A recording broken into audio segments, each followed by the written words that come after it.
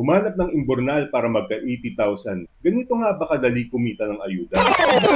Dito sa JTR, Just the Rules, ang batas ay gagawing simple at klaro para sa'yo. Teka lang, hindi ito ganong kadali. May proseso. Ayon sa DSWD, si Rose ay pasok sa Families and Individuals in Street Situations o FISS. Hindi siya pasok sa 4Ps dahil wala siyang permanenteng tirahan. Hindi siya naisama sa survey noon at wala rin siyang anak na under 18 years old kaya hindi siya pasok sa qualifications. Pero dahil sa pang-abot program, sinuri uli ang sitwasyon niya. Kaya hindi lahat pasok sa ayudang 80,000.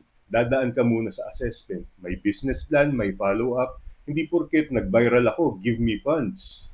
Kung may kakilala kang katulad ni Rose, imbis na gawa ng meme, i-report mo sa DSWD. Mas marami tayong matutulungan kung mayroong pagmamalasakit. Kung iniisip mong humanap ng imbornal para magka 80,000, sandali lang.